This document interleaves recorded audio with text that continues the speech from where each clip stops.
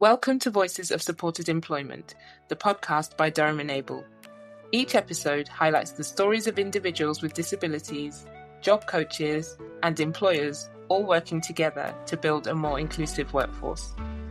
We explore the impact of supported employment, showcasing how job coaches empower individuals and how employers can create disability-confident organisations. Join us as we break down barriers, inspire change, and work towards a future where everyone can thrive in the world of work.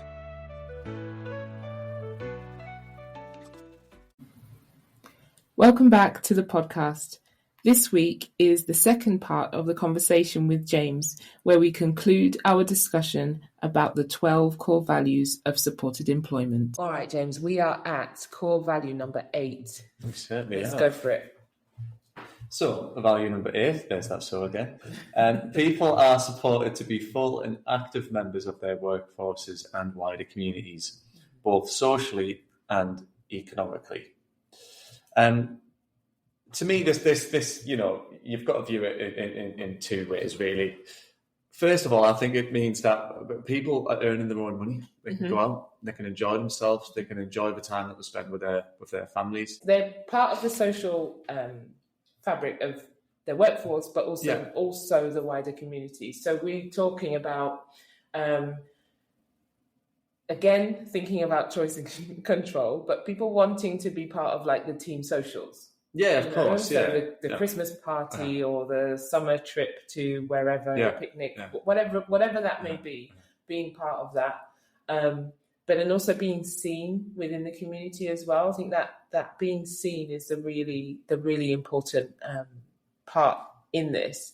I think we can say the words, yes, we value everybody, but actually, if we don't, how do you value the people that you don't see? Yeah. And we're talking about historically people with disabilities were hidden away. There's people listening now who would think, well, when was that and how did that happen? But actually, it was a thing. It was a thing that was hidden away. In more recent memory than you'd like to think as well. Exactly. But they were hidden away from sight because it wasn't socially acceptable to have people like that in view. But actually, now that we have more and more people with disabilities of all kinds, hidden and visible, in work, within the community, people can see actually the contribution that they're making. Yeah. And that goes, we say there are lots of different types of communities that can be involved in as well. So we talk about work, we talk about getting that person into work, but actually, the leisure side of their life, the football club or the netball club or the knitting group that they're part of, all of those sorts of things add to that value. Yeah, I guess it's sort of widening their social network, isn't it? Mm-hmm. And what we see is that employment is a fantastic way of being able to do that, both socially and economically. Yeah. You've got the money to be able to go out and enjoy time with friends and do the things that other people do, but you also make friends through work. Absolutely, we're best friends. We met through work. Oh, that's news to me. I'm very happy about that. Yeah. That's news to me. Okay, we're best friends. But just earning the money, but also raising that confidence as well. Yeah, the confidence to want to be. And we're not saying people have to have lots and lots of friends. Yeah. It's like making one or two, friends in whatever sphere you are. It's good. I think it also, it can help to challenge societal views around disability as well. Seeing someone who was in the workplace of, well, they can do it. And I think that's sort of really empowering. Yeah, absolutely. And what that person with the disability, what that person can teach the rest of their team, what they can learn from. What the rest of the team can learn from that person. I'm not saying that person stands up and talks about their disability openly. They may not, but actually just through being part of that team and being observed by their team members, everybody's learning through osmosis in a way, aren't they? With having different people as part of the workforce. it breaks down that barriers, and if anything, it makes, or it certainly helps to be able to talk about disability easier. I think for a lot of people, they're very nervous when it comes to disability, nervous around saying the right or the wrong thing. Language around disability changes. It comes naturally to us. We can talk about what we do it every single day, but for some people, they do find it quite challenging or like taboo in some ways. But by having someone who's in the workplace, you can have that conversation with them. It makes it easier, and I think it really helps to sort of break down those barriers within society. Absolutely. Ensuring, and it helps people too feel as though they're active members in society, both socially and economically. Yeah, definitely. Core value number 9. Yeah, so we're back to ideas of partnership here. So support services recognise the importance of the employer as a customer of support employment in their own rights, with requirements that need to be satisfied. For me, this is rule number 1 of employer engagements. Okay, so we need to remember that the end goal here is paid employment for the people that we support. And a lot of the employers that we work with, we can't achieve that. So what we actually need to do is build really positive long-term partnerships with employers. And we need to be involving employers at every point in that decision-making, whether that's job matching or in-work support, reviewing it regularly, whatever it might be. And it's about building a positive partnership with that employer as well. We need to educate, not dictate. We need to create a non-judgmental relationship. We mentioned just earlier that around the language around disability. It's about creating a safe space, I think. And because you can educate an employer who says the wrong thing. Yeah. For me, it's all about that intention and that motivation. If the intention is right and the intention is good, well, we can support that employer. But it's about doing it in a safe way. It's about doing it in building a positive partnership. Most, I guess, do have good intentions. Definitely.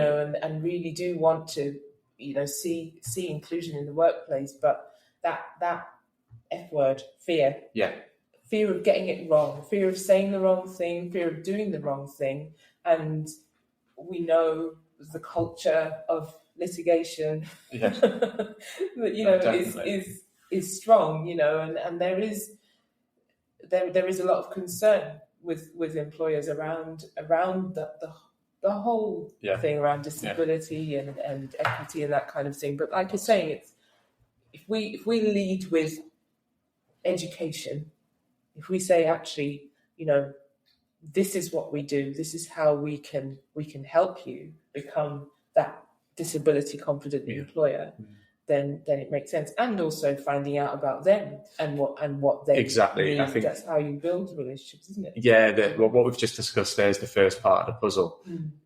Yes, we need to educate, but we also need to be able to listen. And that links with going out and doing a really good job analysis. We really need to take the time to understand that employee's business needs. What is it that they need from us? And take the time to understand what they need. And what we need to be able to do is tailor our business case, tailor our service to what their business needs are. Then because then what you're able to do is deliver on your promises. You're being transparent. And you're encouraging and you're supportive. It links back to what I said earlier around not dictating to employers. Yeah. They need to feel like they have a voice in that. Some employees in the past have been let down by services, by schemes in the past that might make them a little bit hesitant to want to try something new. And that's what we are proposing. There's comfort for employees in that status quo, the way that they've always recruited. And what we're saying is, scrap that. Why don't you try this? Why don't you try what we're proposing? But they need to feel supported to do that. And the only way to do that is to value them as a customer. It's to build a really positive partnership with them. Yeah. And I think on both sides, it seems, we're as a service and as a team of job coaches, we are tackling misconceptions on both sides. We are tackling misconceptions on the job seekers side who may believe that they are not capable of work, or, you know, because of their disability that excludes them from being part of the workforce. And then the other side is employers who also have, you know, potentially have those misconceptions around what it means to employ someone with additional needs. So we you know, firefighting maybe on both sides, but actually, you know, if we do it well and we explain things well, we're explaining things differently, aren't we? Because businesses are looking at the end of the day, they're looking at the bottom line, aren't they? Yeah. How, you know, this is going to impact their organisation. And, you know, with job seekers, it's getting that message across that actually this is what work could give you. This is what it means to be in employment. So we're explaining things in slightly different ways, but trying to get the same outcome. Yeah, no, of course. You know, I think when I'm speaking to employers, supported employment to me for an employer is a business solution. You know, we're talking about like a free recruitment method here. It's going to save them money. You know, and that's sort of the main part of our model and why we do what we do for employers. But yeah, they need to feel like they're involved in that decision making, they're involved in that process. If you're having a review with an employee and with someone who was a job seeker and is now an employee, that you're considering all sides. Yeah. You know, if there's a dispute at work, well then you find the evidence. You know, you speak to as many people as you can, rather than going in, you know, pointing the fingers. You need to do that fact finding. And I feel like that's how you continue to build and maintain a positive relationship with an employer as well. It's about making yourself available. It's about being solution focused as well. I think we talk a lot in the team about employer engagement, and some people find it easier than others to do. Some are very, you know, wary of doing that. And, you know, in any team, you get to people with different personalities, different skill sets, all of those sorts of things. What would your advice be to job coaches and services, you know, around building that confidence in employer engagement? You know, I think you could get into a mindset where you're thinking, if I go into this employer and start finding out about their business needs, then I have to have 5 people ready for them at the end, when we know that's not the case. Actually, even if they never have any roles available, they might be a super small business who never have any roles available, they could still get something out of understanding what supported employment means. What kind of advice would you give to job coaches and services around moving forward with employer engagement? It's interesting. I delivered some training on employer engagement last year, and the main tagline for that training was all employer engagement is good employer engagement. What you've just described there, working with a small business who might just be a two-person band who never has job vacancies. Well, actually what you're doing there is labour market research. You're finding out about a particular sector, you're finding out a particular job role, and you're doing that job analysis to develop your own understanding and the team's understanding. Oftentimes, it's smaller businesses that are easier to get in with because there's less red tape. You know, your national companies, your multinational companies, the amount of red tape you've got to get through to be able to get a foot in the door is crazy. So all employer engagement is good employer engagement. I think it helps to do a bit of planning. I think it helps to be prepared when you're going in to speak to an employer, know what it is you want to find out about. And in part of that training as well, we talked about having almost like a tiers approach to how you evaluate the outcome of employer engagement. Bronze might be that you just go in and say hello, you know, and you find out who a manager is and you have a good chat and they know a little bit more about you. Because what you're doing there is you're increasing your service's reputation, you're getting your name out there. And oftentimes just having a chat is the best way of doing that. Silver might be that you're invited along to an SMT meeting to talk to senior managers at that business about what it is your service does. And gold is you come away with a job. Yeah.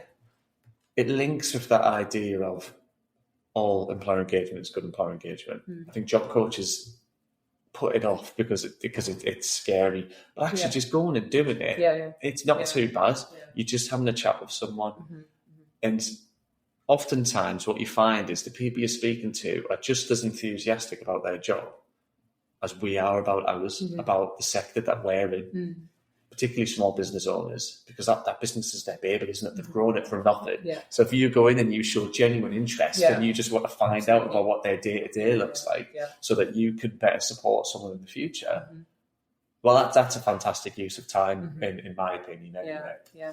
So it's not that it's getting out of that mindset, actually, I must go into the sweet shop because that's where my job seeker has said they want to work. Well, actually, you just go find out about the sweet shop and you might end up with some... With something, or you might end up with a new link. Yes, it might be actually, and we had this last week where we're doing some employer engagement for the supported internship. Went into one employer, they didn't have any vacancies, but what they did tell us was that a new shop had just opened down the road, and they were hiring. So then we went in, had that conversation, and now they're considering a placement for September. Yeah. It's incredible. Yeah. We didn't even know that place existed. They weren't out there on social media. It's just by having that chat. Yeah. And that's the hardest thing to overcome, I think, as a job coach. Sure, you're interested, and be genuinely interested as well. Listen to what an employer has got to say, because it really does help and it does make a big difference as well. Yeah. And just being local. I mean, a lot of our job coaches live and work, in their communities as well. So being that known face within your community to those businesses that are around, I know that the high street is having its issues at the moment, but there are businesses around that actually you could get to know, like you say, one business who may not have work, but then they'll be able to tell you about someone else because the local businesses are talking to each other. I mean, there'll be a lot of sort of business clubs.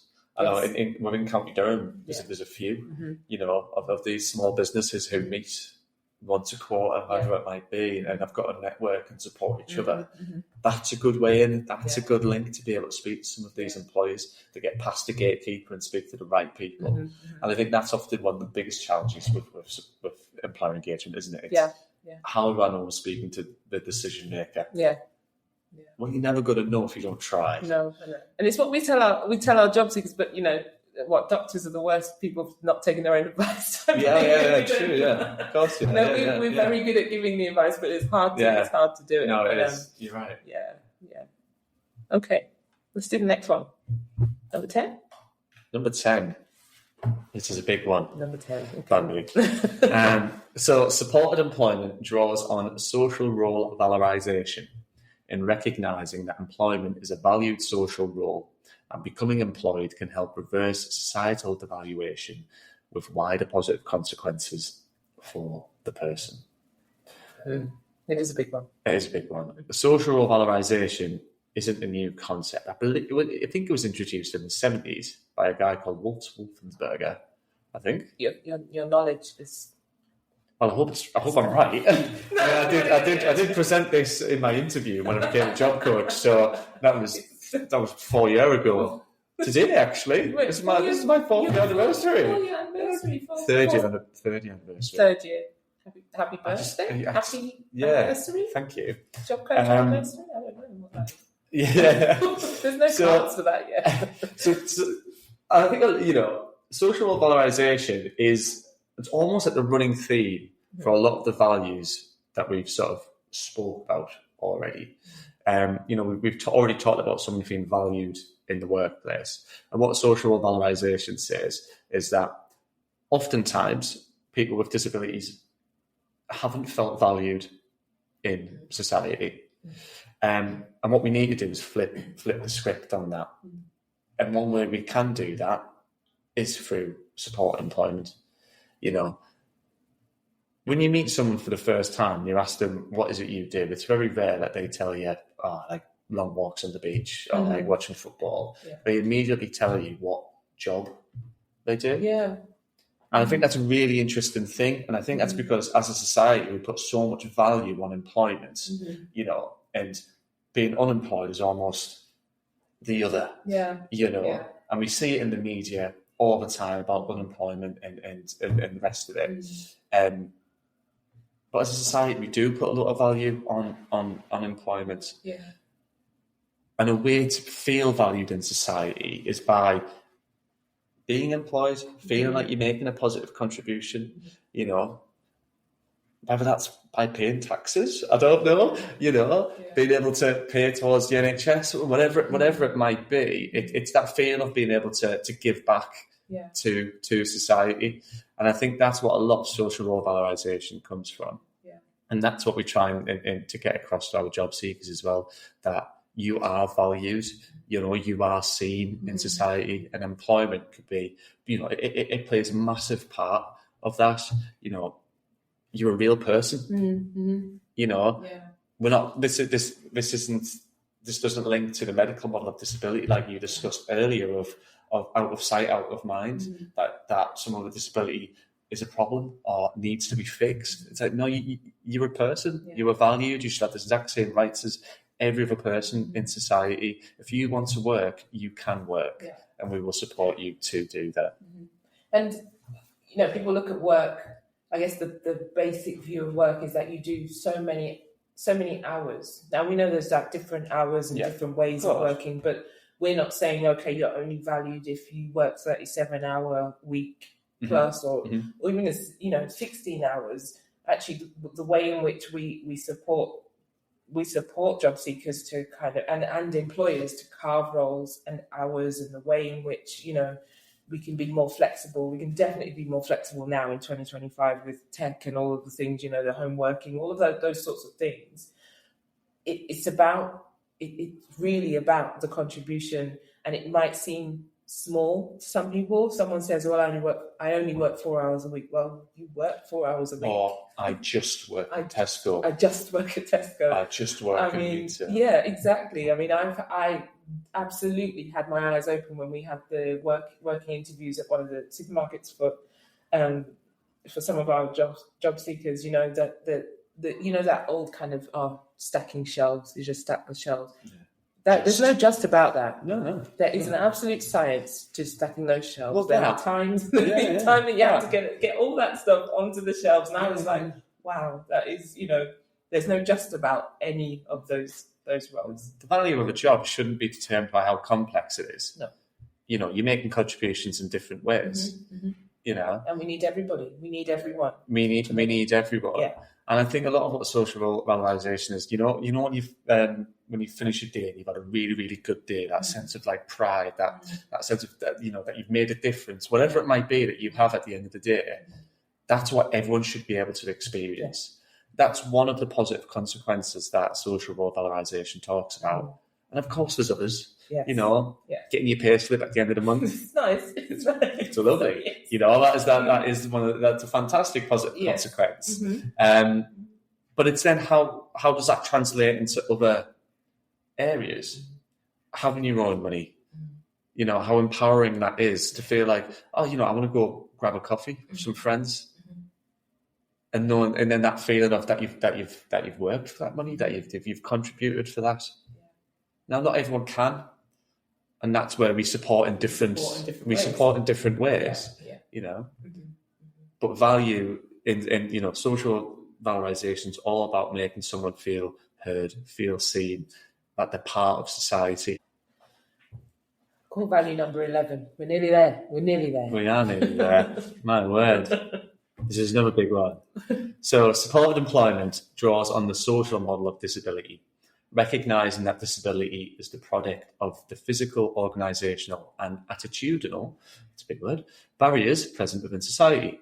The removal of discrimination requires a change of approach and thinking in the way which society is organised. In this case, removing barriers to employment. I think to understand the social model of disability, we need to think back a little bit further at the previous models of disability and the impact that has had on people with disabilities through the years. Now, I was speaking to a colleague of mine who's far more knowledgeable in this area than I am, and I've tried to summarise it in a few different ways. So the first one that she spoke about was the charity model of disability. And what the charity model said was basically that it viewed people with disabilities as people should be pitied, people who are victims, and in some ways grounded in religion and the times that this model was sort of prevalent. But then it moved from that into the medical model of disability. And what that model dictates is that disability is something that needs to be cured, that it needs to be fixed. And it links to what we mentioned earlier. It led to a lot of people with disabilities being confined to hospitals, being institutionalized from an early age. It led to this idea of the other, the out of sight, out of mind, not providing people with support.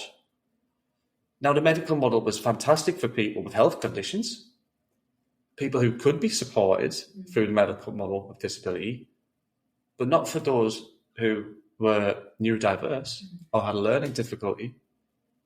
Instead of introducing support, it was, well, they're different.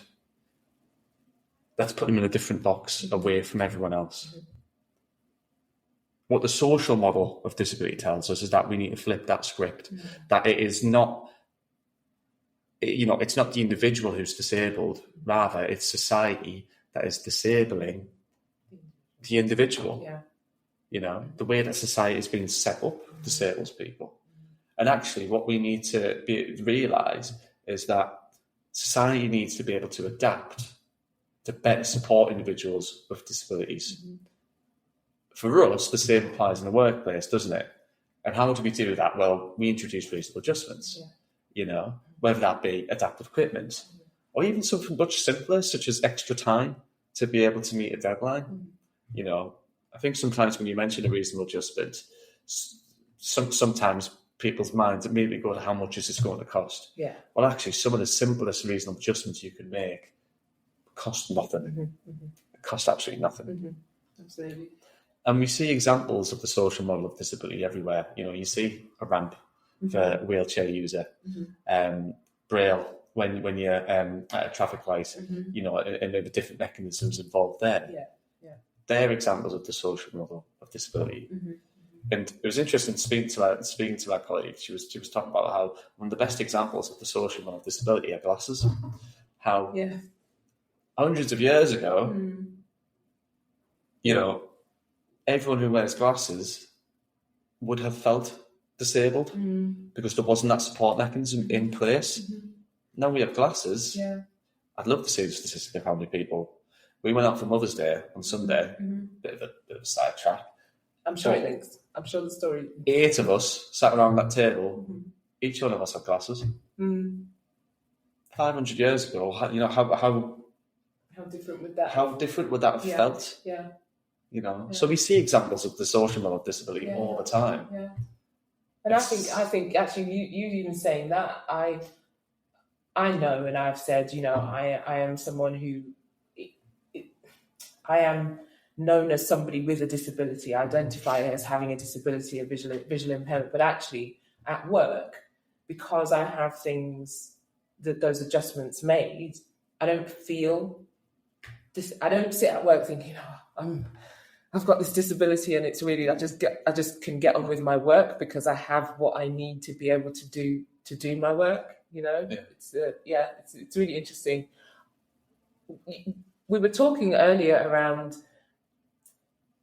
misconceptions and the way people kind of have viewed people with disabilities, and that charity model, medical model, and those ways of thinking still exist. Oh, of course, I think we've come a long way, I guess, in the West, in England, in America, in Europe, around what, how we support people with disabilities. But then I also think about, my upbringing as, a child of West African parents, of Nigerian parents who grew up in a space where disability was just was the thing to be pitied and cured.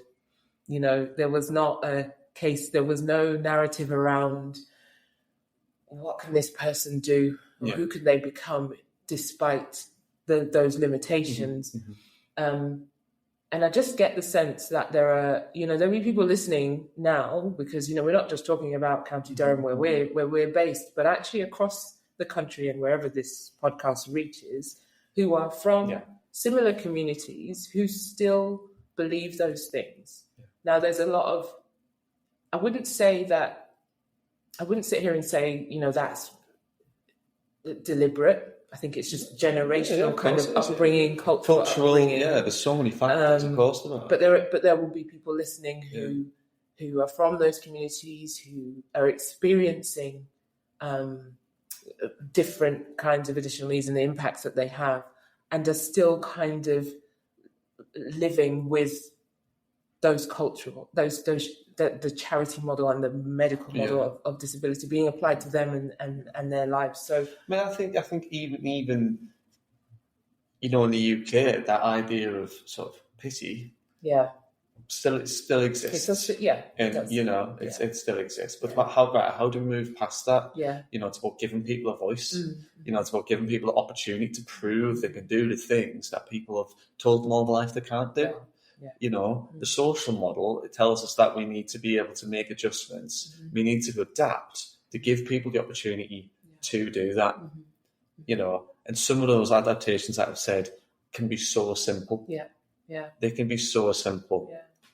And I guess the people that the people that I'm talking about may not even know, the social model that actually there are those things. I didn't. I can, being in this sector for 3 years, I didn't know about it. Throughout uni, I didn't know about the charity model, the medical model. I'm still not fully clued up on it now. But we're all learning. I would say we're all on the journey of learning, aren't we? Yeah, that's great. That was core value number 11. It certainly was. Last but not least, core value number 12. Let's go for it. So, supported employment should encourage the career development of individuals by promoting training opportunities and seeking options for increased responsibility. Getting someone a job, Bambi, is the first step. I think we need to think back to the model that we mentioned earlier, that place and train. Well, here, we're talking about that maintain. It's talking about giving someone an opportunity to progress as you would anyone else. Give them the training to be able to progress. If they want to move into a management position, why can't they? As long as they've got the skills to do that, we'll support them to be able to do that. So getting them into work is only the first step. Ensuring that that someone feels support to be able to progress and continue learning and be the best version of themselves is the next step. And that's what this part of the model's all about, isn't it? That career development, giving people the opportunity to upskill, to continue learning, to get better at their job. And that's done all the time. To choose that path, isn't it? Choice and control. And there are people who are quite happy where they're at. And that's fine too. And that is absolutely fine too. You can be the best. Be the best at whatever. I know I've I think I have a not so young daughter anymore. So, I'm likening it to bringing up, children who, the question, like you say around social, the valorisation around work. What do you want to be when you're older? And, she would say all different things. And I just said, you know what? It doesn't matter. You want to be a vet, you want to collect the bins, you want to do whatever you want to do, but be the best. I would say be the best at that thing. So, the training can be around progression. And I think a lot of the time when we talk about careers, we talk about, it's just this ladder that just keeps getting higher and higher and higher. But for some people, actually, they could be the best thing that they do for years. It's interesting because No, I think, of course, it's not about progression. It's not always about sort of progressing in terms of a job. It could be that someone moves into paid employment and they start off doing 16 hours a week. But then they get used to doing 16 hours a week. And suddenly, the idea of doing 24 hours a week becomes a lot more achievable. Yeah. So we support someone into doing that. It might be that someone starts a job, and in terms of the tasks that they complete, they're not covering a range of tasks that they could be within that job in line with their support needs. But once they become fully confident with those roles, we start to bring other jobs in, and we start to bring more tasks in, incorporate that into that person's job role. So you're right. It's not just about sort of progressing It's about it's the breadth of what we're doing. Exactly that. Yeah. So the things that we might have carved away. We bring back together. And I guess it links with that idea of increased responsibility, doesn't it? Yeah. That, someone doesn't become stagnant in a job, that, they do have an opportunity to grow within a role. If that's the same role for the rest of their career, fantastic. Yeah. But again, it starts with that conversation, doesn't it? It's about respecting their choice and their control of what it is they want to do. If they want to work more hours, we provide them the opportunity to do so. Yeah. If they're happy doing what they're doing, great. Yeah. We encourage it. And like you say, we encourage them to be the best at what they're doing. Exactly. Yeah. Whatever it may be. Yeah. And for the job coach who's supporting that person who has, achieved that paid employment, we offer that in-work support, once they're in that role. I guess my advice to job coaches in that would be also keep looking around, and keep, when you're doing those reviews, point out to the people that you're supporting, I've seen someone doing this. How about, do you fancy looking at that? Again, just keep widening that kind of perspective around what's possible. Yeah, it's a big part of how we approach supported employment within supported internships. Someone may start off doing 1 day a week. Well, you increase that to 2, increase that to 3, and you review them constantly. Yeah. And it links back to what we said about the relationships you're able to build with employers. It's about supporting the employer to be able to make those introductions in the right way as well. Yeah. It's not suddenly, they want some increased responsibility. Okay, let's dump loads of work on them. Yeah. It's about, okay, well, how do we do this in a way that individual still feels supported? Absolutely. Yeah. There was 12 values. 12 done so quick and so eloquently as well. Yeah, that's how we roll around here. That's how we do things. And I guess we've talked about them all, consecutively one after the other. But what really helps what would really help people listening and all of us is going back and just looking at one or two individually and really kind of getting to grips with what it means for your practice. But I'm hoping that our conversation has helped everyone involved, job seekers, job coaches, employers, services alike, to understand a little bit more about what the core values are. Not to get too overwhelmed with the fact that there are 12, but just take them in like. And equally, I hope it's provided some job coaches the opportunity to reflect and think, I am doing that, and I'm doing a good job there as well. And it can be overwhelming to look at on a piece of paper. Yes. But the amount of this that you're just doing day to day as part of your job role, it's just remembering that. It's remembering that. Yeah. And if you're ever stuck, go back to the model, go back to the values, think about why we're doing this. Being a job coach, it's a hard job. It's a tough role. It's tough in so many ways. So make sure you give yourself that pat on the back every once in a while and take that time to reflect and have a look at these values and think, do you know what? I am doing a good job. Yeah, absolutely. Well, James, you should give yourself a pat on the back because you've been amazing. Absolutely brilliant. And I'm sure that the reviews will be rolling in. I hope so. For your episodes around core values. And I think actually you're probably going to have to come back and talk to us about the supported internships in a bit more detail. Series 2, though, isn't it? Or was that spoiler banner of what's to come? I don't know. Maybe you'll make it onto this series as well.